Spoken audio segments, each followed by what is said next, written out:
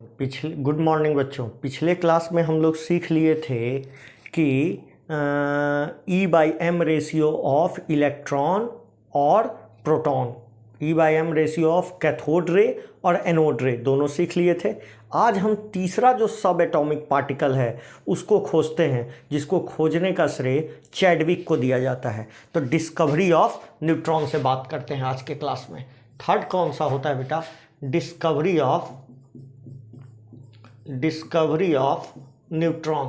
पता है, न्यूट्रॉन को बहुत बाद में खोजा गया, 1932 के आसपास में न्यूट्रॉन को खोजा गया, क्योंकि ये न्यूट्रल पार्टिकल थे।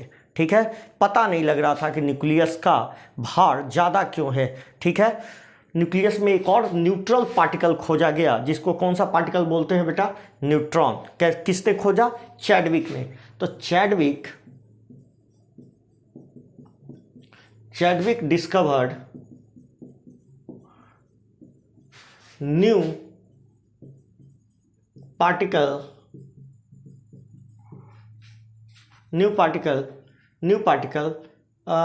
by bombarding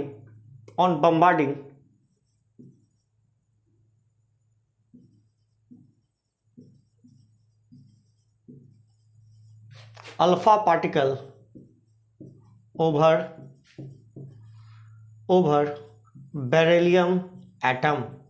बेरिलियम एटम पर अल्फा पार्टिकल से आघात करा के कौन सा पार्टिकल डिस्कवर कर दिया बेटा? न्यूट्रॉन। मतलब जब चैडविक ने अल्फा पार्टिकल, मतलब जो हीलियम का प्लस हीलियम एटम के प्लस का न्यूक्लियस होता है, इससे किस पर स्ट्राइक कराया? बेरिलियम एटम से। तो एक न्यू पार्टिकल डिस्कवर हुआ, जिसको कौन सा पार्टिकल कहते हैं? न्यूट्रॉन। कैसे हुआ? बेरिलियम का बेटा 4 होता है और 9 होता है। जब इस पर हीलियम से स्ट्राइक करवाया उसने, तो हीलियम का क्या होता है? 2 और 4 होता है। हीलियम से अल्फा पार्टिकल से स्ट्राइक कराया तो उसने देखा कि एक नया पार्टिकल बन गया, C6H12 प्लस 0 और 1 आ रहा है समझ में? 9 4 13। ठीक है, ये एक पार्टिकल डिस्कवर हुआ। ये पार्टिकल क्या खूबी था? इसका चार्ज तो 0 था। क्या था बेटा? चार्ज क्या था? चार्ज तो इसका 0 था, मगर इसका मास स्लाइटली ग्रेटर आ रहा था। किससे? स्लाइटली ग्रेटर देन प्रोटॉन से ज़्यादा आ रहा था। ठीक है, slightly greater than proton. Calculation purpose के लिए आप कितना ले सकते हो? प्रोटॉन के बराबर ही ले सकते हो इसका मास। किसके बराबर ले सकते हो? मास ऑफ प्रोटॉन के बराबर, इसीलिए 1 लिखा जाता है बेटा। ठीक है, तो एक नया पार्टिकल डिस्कवर हुआ जिसको हम न्यूट्रॉन कहते हैं। कैसे डिस्कवर हुआ? जब चैडविक ने अल्फा पार्टिकल से किस पर स्ट्राइक करवा दिया? बेरिलियम पर। आ गया समझ में? तो ये हुआ आपका तीनों पार्टिकल डिस्कवर हो गया। जब तीनों पार्टिकल डिस्कवर हो गया तो एक साइंटिस्ट आया बेटा, जिसको कहते हैं मुलिकेन। क्या नाम है? तो मुलिकेन ने एक एक्सपेरिमेंट किया जिसको कहते हैं मुलिकेन वाइल्ड ड्रॉप एक्सपेरिमेंट। हाँ, पूछोगे इससे क्या डिस्कवर हुआ? ड्रॉप एक्सपेरिमेंट बता रहे बेटा। मुलिकेन वाइल्ड ड्रॉप एक्सपेरिमेंट से इसने चार्ज ऑन इलेक्ट्रॉन पता किया। Charge on electron. तो चार्ज ऑन इलेक्ट्रॉन पता करने का श्रेय किसको जाता है? मुलिकेन को। इसने कैसे पता किया?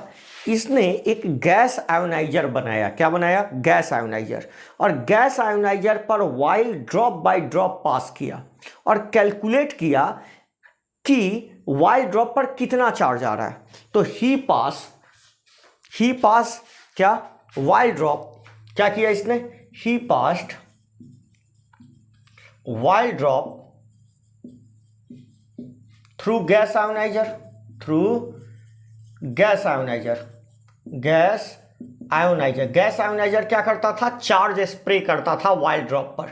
गैस आयोनाइजर चार्ज को स्प्रे करता था किस पर? वाइल ड्रॉप पर। एंड कैलकुलेट चार्ज, और चार्ज को कैलकुलेट किया। ही फाउंड दैट, इसने क्या पाया? He found that charge is integral multiple of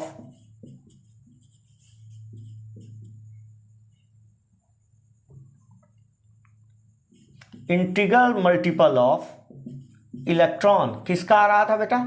electron का मल्टीपल आ रहा था। कहने का मतलब वाइल ड्रॉप पर Ne टाइप का चार्ज आ रहा था, मतलब या तो 1, जहां n क्या है बेटा? इंटीजर, क्या है? इंटीजर। या तो वाइल ड्रॉप पर E चार्ज आ रहा था, नहीं तो 2E आ रहा था, नहीं तो 3 आ रहा था, नहीं तो 4E आ रहा था। इसका मतलब सबसे छोटा चार्ज क्या आ रहा होगा? E आ रहा होगा ना। तो दुनिया में सबसे छोटा चार्ज क्या आता है? E। और इसी E को इसने पता किया और इसका वैल्यू निकाल के बताया। इसका E का वैल्यू इसने बताया। E का वैल्यू कितना बता दिया इसने? एक्सपेरिमेंट करके E का इसने वैल्यू बता दिया। जहां पर E का इसने वैल्यू बता दिया, कितना बता दिया बेटा? यहां लिख देते हैं। E का वैल्यू बता दिया 1.6 इंटू 10⁻⁻19 कूलम। इस एक्सपेरिमेंट से इसने ये बता दिया कि ये जो सबसे छोटा चार्ज है E, इस पर कितना वैल्यू आता है? 1.6 इंटू 10⁻⁻19 कूलम। और इससे छोटा चार्ज पॉसिबल नहीं है बेटा। जरा आप पता कीजिएगा, ये दुनिया का सबसे छोटा चार्ज। तो यदि हम आपसे बात करें कि स्मॉलेस्ट यूनिट ऑफ चार्ज क्या होता है, यदि स्मॉलेस्ट यूनिट ऑफ चार्ज की बात करें, यूनिट ऑफ चार्ज की बात करें, तो आप इलेक्ट्रॉन का चार्ज लिखिएगा। किसका चार्ज लिखिएगा? इलेक्ट्रॉनिक चार्ज, ये जो इलेक्ट्रॉन का चार्ज है। और यदि लार्जेस्ट यूनिट ऑफ चार्ज पूछ दे, तो लार्जेस्ट यूनिट ऑफ चार्ज पूछ दें तो आप फराड बताइएगा बेटा। हम समझ रहे हैं आप नहीं पढ़े हैं। फराड, एक फराड ये 96,500 कूलम होता है। 96,500 कूलम के आसपास होता है, ठीक है? आसपास होता है, 96,500 कूलम के आसपास होता है। इसको एक फराड बोलते हैं, ठीक है? आगे आइए, आगे बात करते हैं, मेरी बात समझो। तो इस तरीका से चार्ज और इलेक्ट्रॉन निकाल दिया गया। जब चार्ज ऑफ इलेक्ट्रॉन निकाल दिया गया बेटे, तो ध्यान से समझना, जे थॉमसन E/m रेशियो बता के गया था। कितना बता के गया था? E/m रेशियो, मतलब charge by mass ratio. Charge by mass ratio ये जे थॉमसन बता के गया था। कितना बता के गया था? 1.76 इंटू 10⁻⁻11 कूलम पर केजी, इतना बता के गया था वो, ठीक है? हमने चार्ज निकाल लिया, तो हम चाहें तो ये दोनों को डिवाइड करके मास ऑफ इलेक्ट्रॉन भी निकाल सकते हैं। कैसे?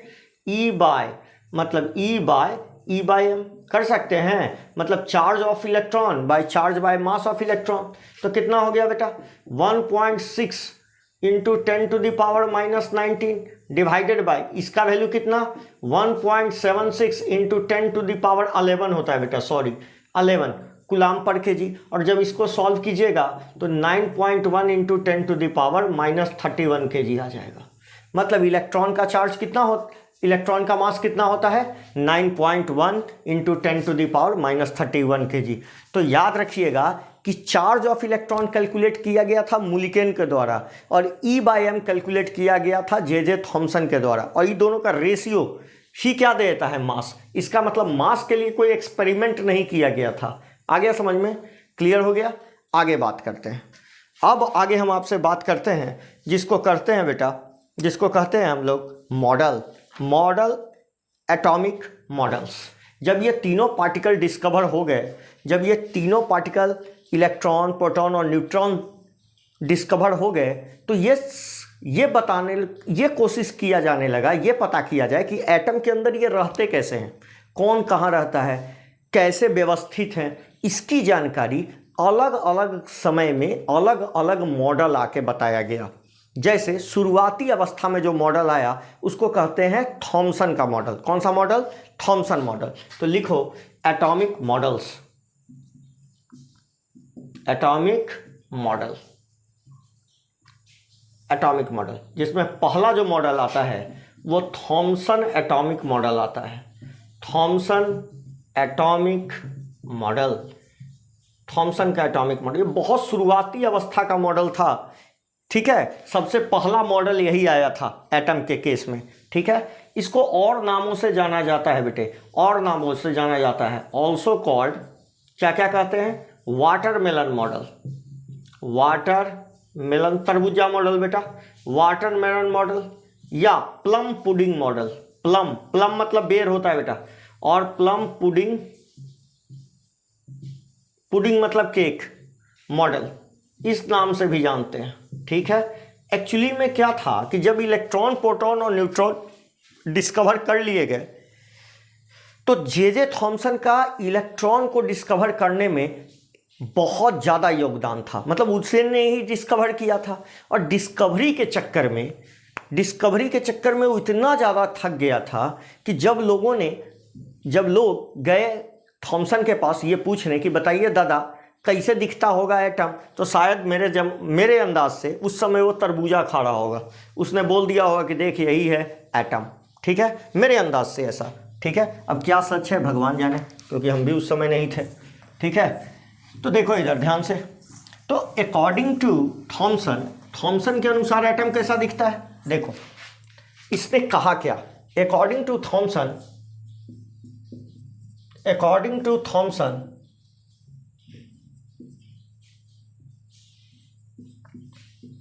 Atom is solid sphere,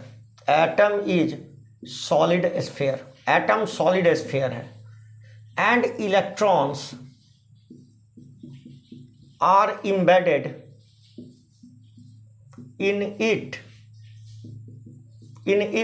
randomly to make it neutral।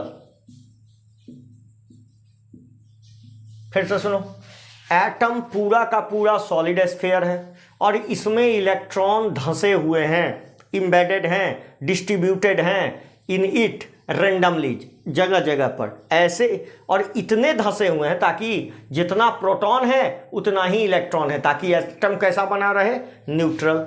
आ रहा है समझ में। तो इस मॉडल के अनुसार एटम जो है, एटम एक सॉलिड स्फीयर है और सॉलिड स्फीयर में जगह जगह क्या रखे हुए हैं, इलेक्ट्रॉन रखे हुए हैं, ताकि एटम क्या बन जाए, न्यूट्रल। मतलब ये पॉजिटिव चार्ज है, ये पॉजिटिव चार्ज है, पॉजिटिव चार्ज मतलब प्रोटॉन है, ये क्या है, प्रोटॉन, और ये क्या है बेटे, रेंडमली क्या झुके हुए हैं इसमें, इलेक्ट्रॉन, ये सब इलेक्ट्रॉन है, ये क्या है, इलेक्ट्रॉन, ये सब इलेक्ट्रॉन है, जो कि कैसा चार्ज है, निगेटिव चार्ज। आ गया समझ में। और एटम क्या बन गया, जितना पॉजिटिव है उतना ही निगेटिव है, इसलिए एटम न्यूट्रल है। आ गया समझ में। मगर एक बात ध्यान रखना है, ये पूरा का पूरा क्या है, सॉलिड स्फीयर है, सॉलिड है। तो बाद में लोगों ने कहा न्यूट्रॉन कहाँ है, न्यूट्रॉन भी तो डिस्कवर हुआ। तो कुछ लोग बोले कि देखो जो तरबूजा का छिलकोइया है ना, वही क्या है, न्यूट्रॉन है।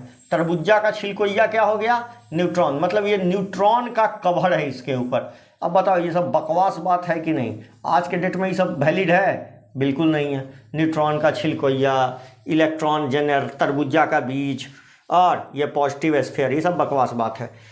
इसका ड्रॉबैक क्या था, इसमें कमी क्या थी, इसका सबसे बड़ा कमी था कि इसका एक्सपेरिमेंटल प्रूफ नहीं था। नो एक्सपेरिमेंटल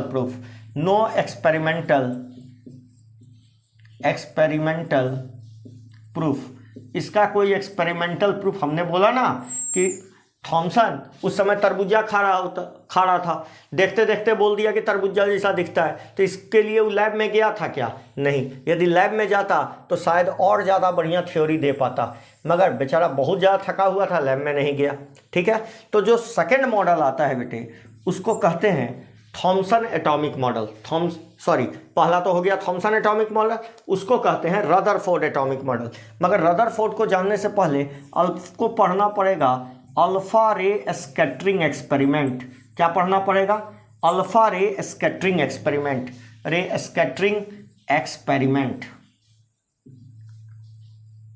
इसको किया था जीगर एंड मार्शडेन ने, दो साइंटिस्ट, जीगर और मार्शडेन ने, दो साइंटिस्टों ने इस एक्सपेरिमेंट को कंडक्ट किया था, ठीक है। और इस एक्सपेरिमेंट में उसने किया क्या था, देखो हम बता रहे हैं।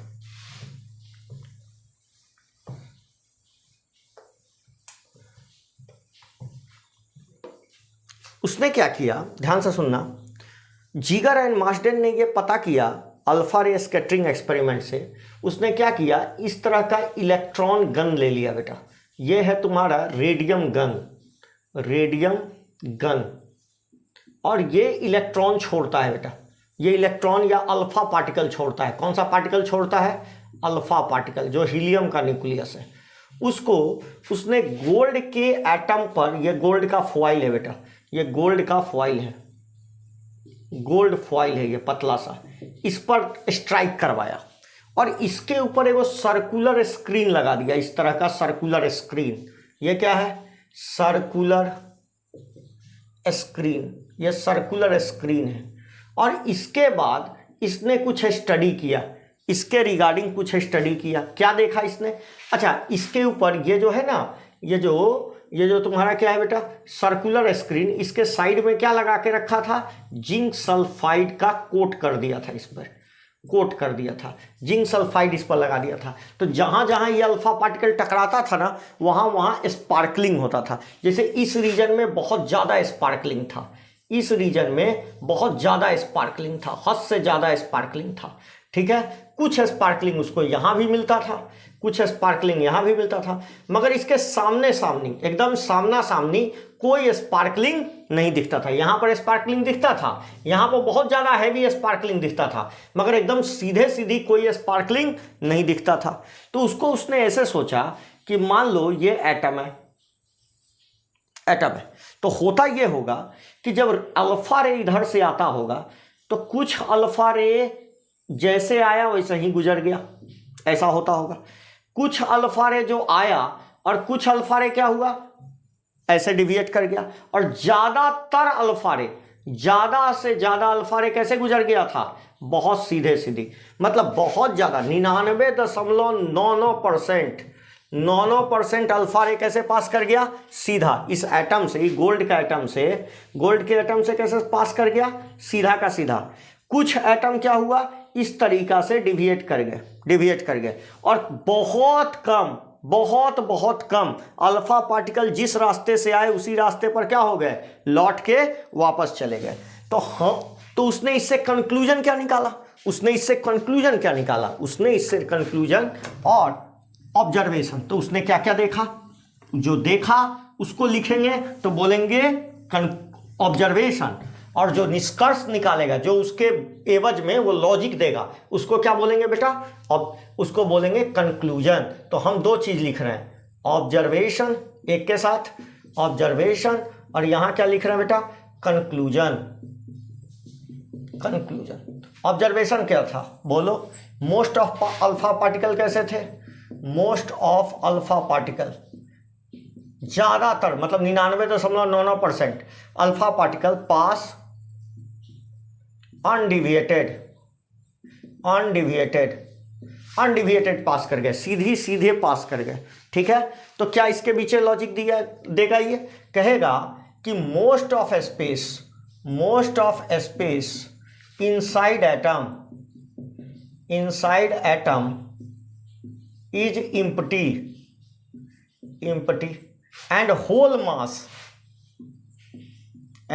mass of atom is situated in very small space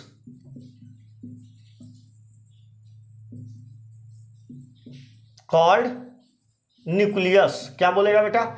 nucleus में रखा हुआ था। तो एक नया टर्म इसने लेके आया, न्यूक्लियस। तो न्यूक्लियस टर्म सबसे पहले किसने दिया था? रदरफोर्ड ने।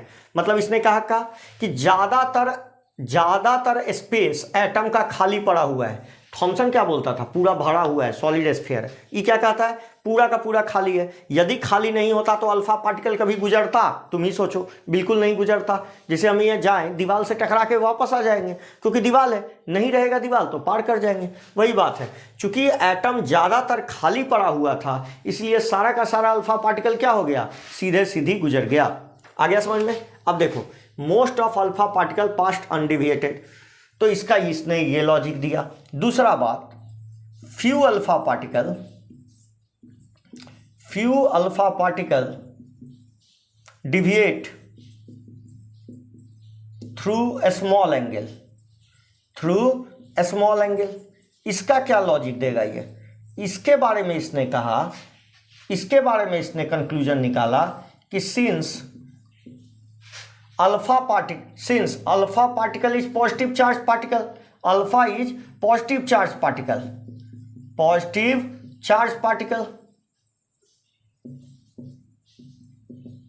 and nucleus also positive charge. So alpha particle pass close to it got deviate कर गया। चूंकि अल्फा पार्टिकल भी पॉजिटिव चार्ज और न्यूक्लियस भी कैसा चार्ज है, पॉजिटिव चार्ज, तो जो अल्फा पार्टिकल नजदीक से गुजरेगा वो डिविएट कर गया। आ गया समझ में? कुछ एंगल से, क्योंकि पॉजिटिव एक दूसरे को क्या करेंगे, रिपेल करेंगे। आ गया बेटा समझ में? अब मेरी बात सुनो, अब इधर वाला मिटा रहे, ठीक है, क्योंकि मेरे पास स्पेस नहीं है। अब मेरी बात समझो, तीसरा कंक्लूजन क्या था? तीसरा था कि वेरी फ्यू अल्फा पार्टिकल। तीसरा कंक्लूजन ये था बेटे, तीसरा था कि very few alpha particle deviate through a small angle, deviate very few alpha particle retraces very few alpha particle. कितना में कितना? 20,000 में out of 20,000 one alpha particle. मतलब out of 20,000 one alpha particle क्या रिट्रेसेस इट्स पाथ,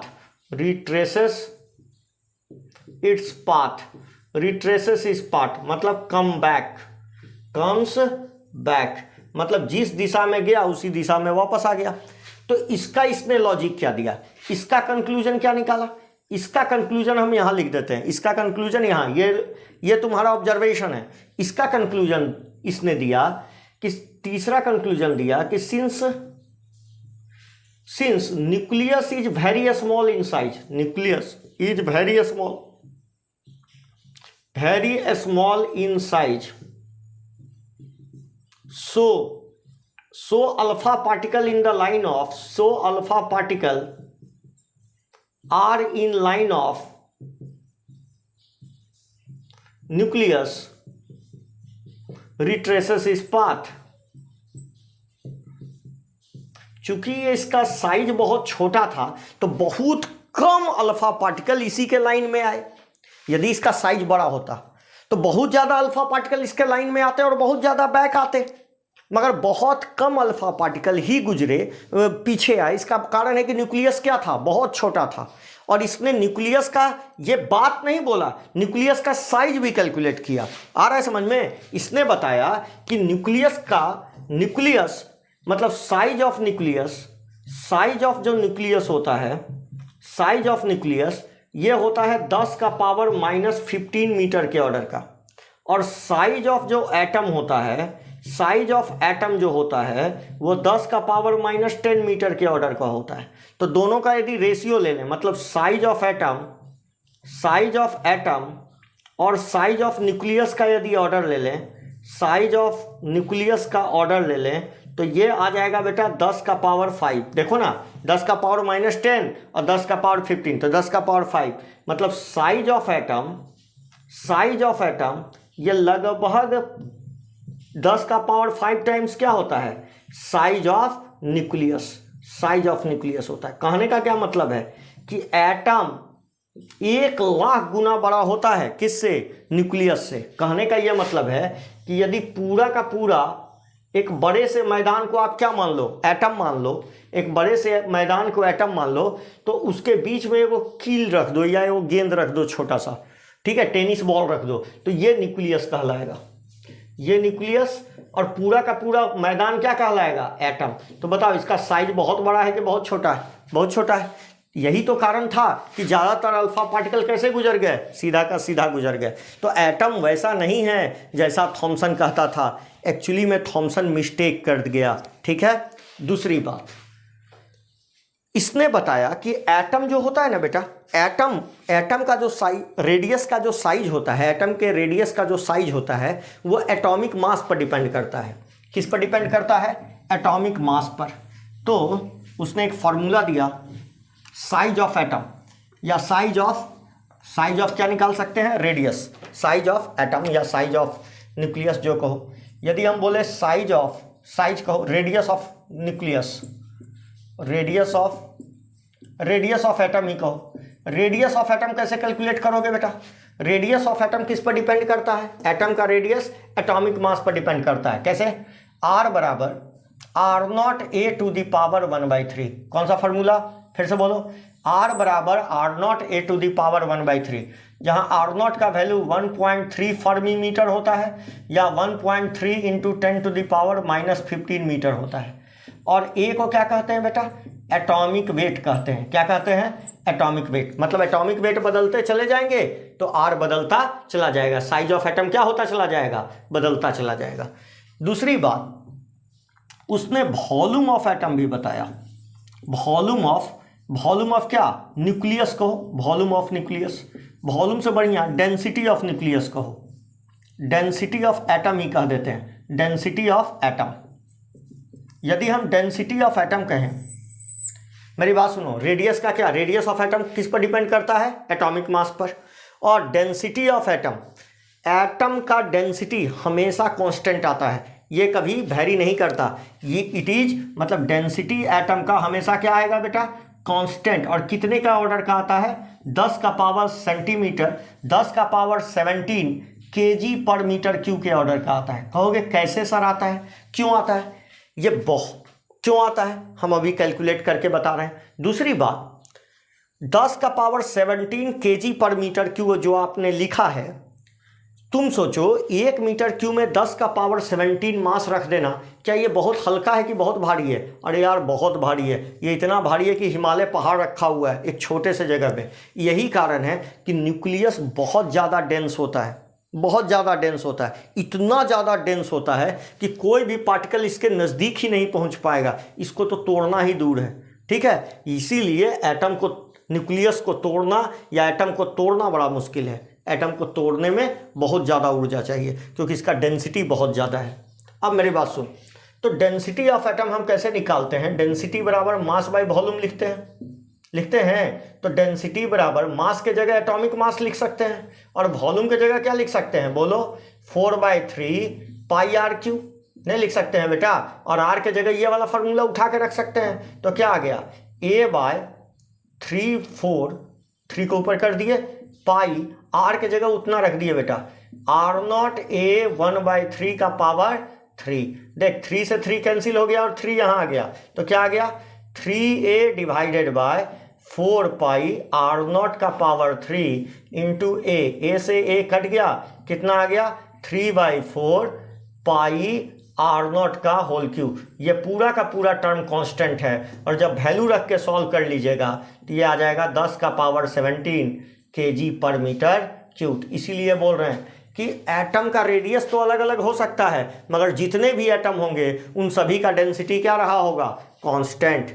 आ गया समझ में, यहाँ तक कॉपी करें, उसके बाद बात करते हैं। जब इन बातों को रदरफोर्ड ने देखा, ये जीगर और मार्सडेन के अल्फा रे पार्टिकल वाला, कि ज़्यादातर अल्फा रे गुजर गया, कुछ अल्फा रे बहुत थोड़े एंगल से गुजरा और बहुत बहुत बहुत कम अल्फा पार्टिकल जो न्यूक्लियस के लाइन में था वो क्या हो गया, बैक आ गया।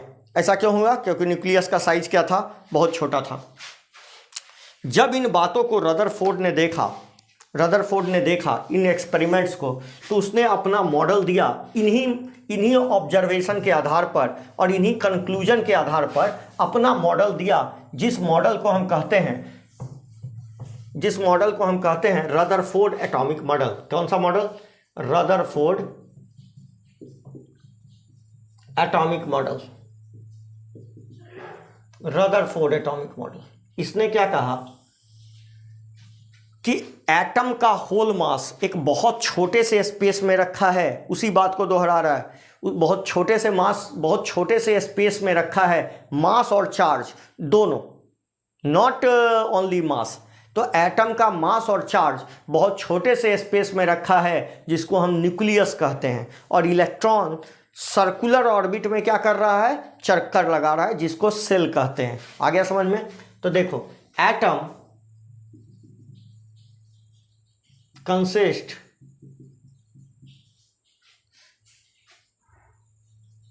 nucleus where whole positive charge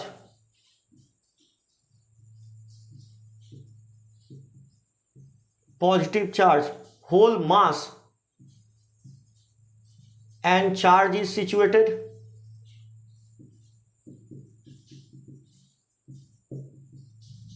and electron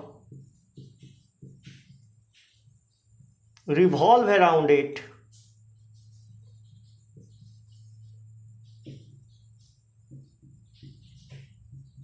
in different circular orbit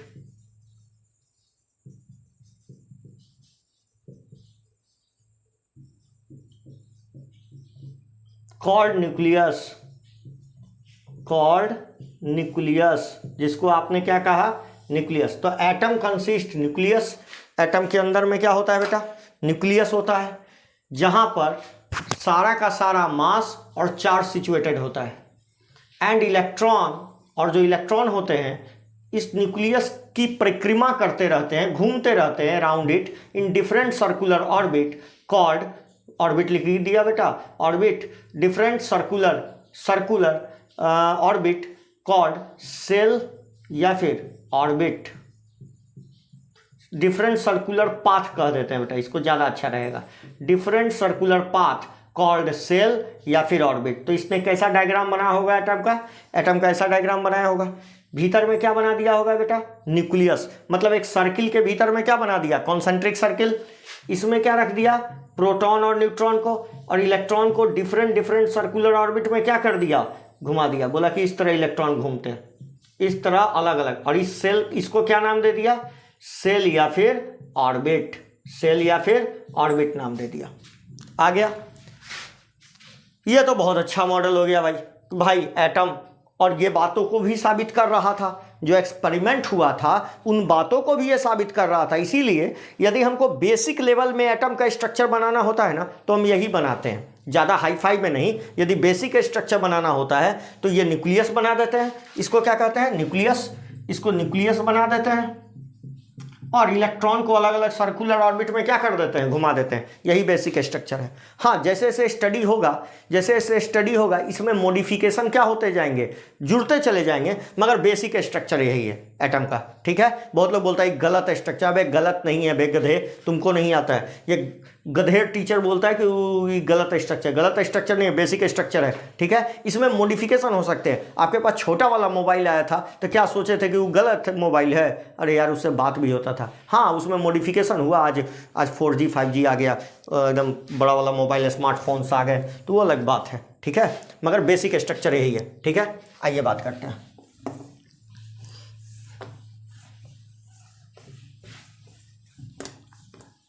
अब देखिए, जब इस मॉडल को एक बहुत बड़ा वैज्ञानिक देखा जिसका नाम था चार्ल्स मैक्सवेल।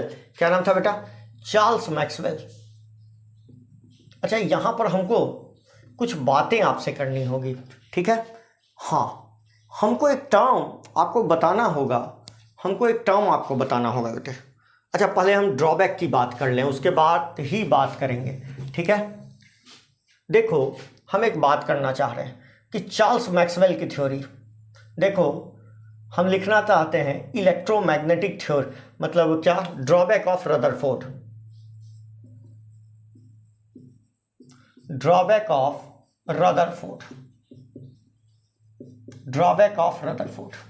पहला जो ड्रॉबैक है, कमी है इसमें, सबसे बड़ा कमी है कि ये चार्ल्स मैक्सवेल के इलेक्ट्रोमैग्नेटिक थ्योरी को फॉलो नहीं करता। तो अकॉर्डिंग टू चार्ल्स मैक्सवेल, एक साइंटिस्ट था बेटे, according to Maxwell electromagnetic theory, ये थ्योरी कहता है बेटा कि एनी एस्केलरेटेड चार्ज, ये थ्योरी क्या कहता है, any accelerated charge continuously lose energy, लगातार एनर्जी लूज करता रहेगा, और यदि एनर्जी नहीं मिले, यदि वो जो एनर्जी लूज कर रहा है, यदि उसको लगातार एनर्जी नहीं मिले तो धीरे धीरे थक के क्या हो जाएगा, बैठ जाएगा। आ रहा है समझ में? थक के क्या हो जाएगा, बैठ जाएगा। तो मैक्सवेल के इलेक्ट्रोमैग्नेटिक थ्योरी के अनुसार यदि कोई चार्ज चल रहा है, एस्कलरेट कर रहा है, मतलब उसके गति में परिवर्तन हो रहा है, तो उसको वो एनर्जी को क्या करेगा, रेडिएट करेगा। और इतना ज़्यादा यदि लगातार रेडिएट करता रहे तो एक दिन उसका एनर्जी खत्म हो जाएगा और वो बैठ जाएगा। आ गया समझ में? तो यदि इस थ्योरी को हम किस पर अप्लाई कर दें, रदरफोर्ड के मॉडल को, तो सर्कुलर ऑर्बिट में कोई भी चीज़ घूमता है तो वो एस्कलरेटेड ही होता है बेटा। सर्कुलर ऑर्बिट में कोई भी चीज़ घूमेगा तो समझ लो वो एस्कलरेटेड है, ठीक है। भले उसका गति नहीं परिवर्तन हो, मगर डायरेक्शन तो हर जगह बदल रहा है ना। और एक्सलरेशन में दो चीज़ होता है, मतलब वेलोसिटी में दो चीज़ होता है। क्या क्या वेलोसिटी में क्या क्या होता है बेटा? मैग्नीट्यूड और डायरेक्शन। मैग्नीट्यूड से तो स्पीड मतलब है, और डायरेक्शन तो बदल रहा है ना, हर समय इसका डायरेक्शन बदल रहा है। और यदि वेलोसिटी बदलेगा तो एक्सलरेशन बदल जाएगा। तो वही बात हम कर रहे हैं। तो यदि हम इसमें लगा दें तो इलेक्ट्रॉन वाइल रिवॉल्विंग, हम लगा रहे हैं इस बात को किस में लगा रहे हैं, इस बात को किस में लगा रहे हैं, देखो रदरफोर्ड के मॉडल में। तो electron while revolving around nucleus continuously क्या करेगा, कंटिन्यूअसली लूज एनर्जी लूज करना शुरू कर देगा, क्योंकि ये एक्सेलरेटेड मोशन में है। कैसे मोशन में है? एक्सेलरेटेड मोशन में है। यदि एक्सेलरेटेड मोशन में है और चार्ल्स मैक्सवेल का थ्योरी वैलिड है तो ये क्या करेगा, एनर्जी को रेडिएट करेगा। और ये रेडिएट करेगा तो ये अपना एनर्जी कम करता चला जाएगा। यदि कम करता चला जाएगा so it can not maintain its path, अपने जो सर्कुलर पाथ है उसको मेंटेन नहीं कर पाएगा। So it can not maintain its circular path and start following path, and its path became smaller and start following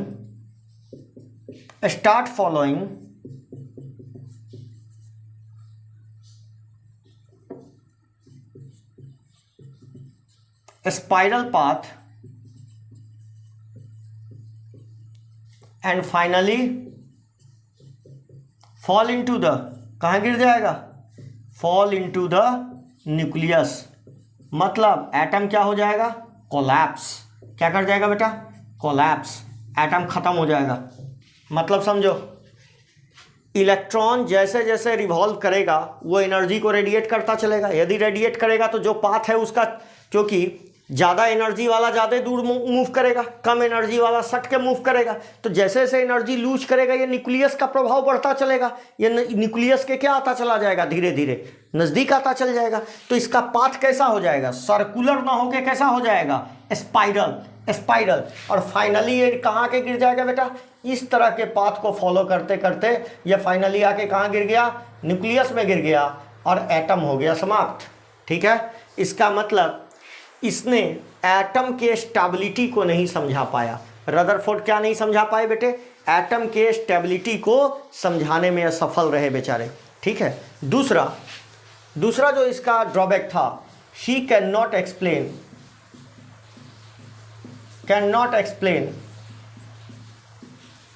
spectral line. क्या होता है समझाएंगे, spectral line in hydrogen spectrum. Hydrogen spectrum में जो स्पेक्ट्रल लाइंस आते हैं, अलग अलग लाइंस आते हैं, hydrogen atom, spectral lines of hydrogen atom कर लो, ऑफ हाइड्रोजन एटम। तो यही दो ड्रॉबैक है।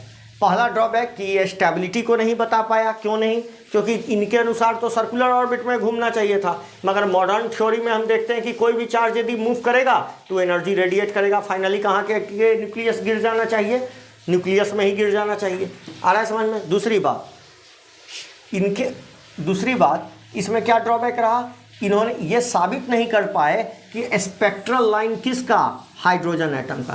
तो ये साबित नहीं कर पाए और एक्सप्लेन भी नहीं कर पाए अपने थ्योरी को देते हुए कि हाइड्रोजन का स्पेक्ट्रल लाइन ऐसा क्यों आता है। ठीक है, इसीलिए इनके थ्योरी को आगे चल के छोड़ दिया गया और इसमें और भी मॉडिफिकेशन जोड़े जाने लगे। इसी मॉडल में और भी मॉडिफिकेशन जोड़ा जाएगा। तो आज का एक समय आएगा, कुछ दिनों के बाद हम आज का मॉडल बताएंगे। बहुत ज़्यादा बारिश हो रही है इसलिए हम छोड़ रहे हैं, अगले दिन आप लोगों से बात करते हैं। बहुत ज़्यादा साउंड डिस्टर्बिंग है इसलिए अगले दिन बात करते हैं। Thank you.